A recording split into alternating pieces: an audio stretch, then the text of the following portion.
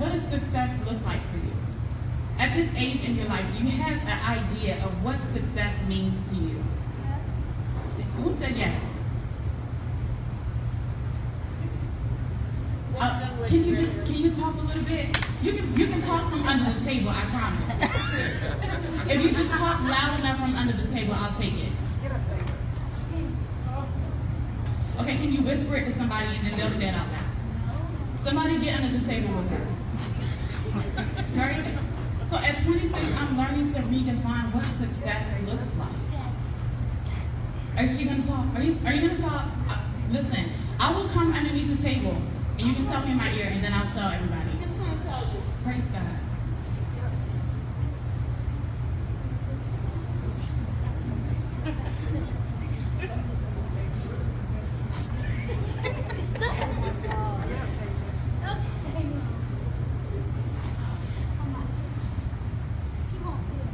She's not going to say it?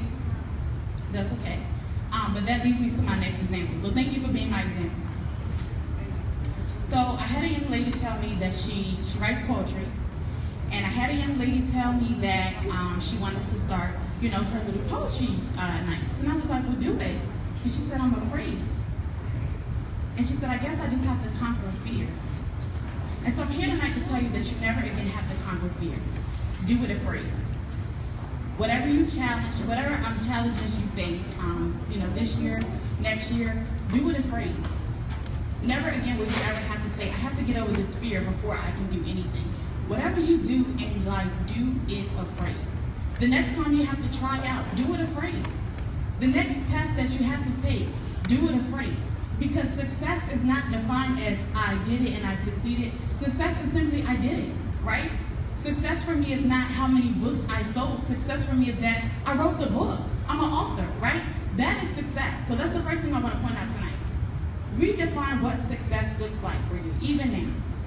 Even at this age, right? Get your own perception of what success is. What does success mean to me? Success doesn't mean that I got an A on the exam, but it means I took the test, right? It means you're not afraid to stand flat-footed and face your challenges in life.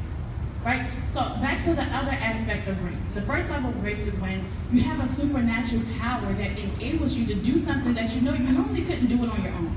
If I had to do this again, I probably couldn't do it. So at that particular time in my life, grace was with me, right? But there's another aspect of grace where I want to talk about the character. When we walk past the mirror, what do we see? Yourself, right? A reflection of yourself. Mirrors don't lie. Neither does our character. If I leave here tonight and somebody says, do you remember the speaker that had on the little red skirt? Well, if I'm nasty in my attitude, 9 times out of 10, you're going to say, yeah, I remember her, but she was mean. I remember her, but she was nasty. I remember her, but her attitude wasn't right. Right? So your character, the grace that you walk with, it does not lie. It speaks for you. I can walk in a room and never have to open my mouth, right? But the way that I walk in the room, it'll always speak for me. Even after I leave the room, the grace that I walked in the room with, it's speaking for me, right? So I want to talk about that tonight because you're at an early age, right? What's the legal age to get a job?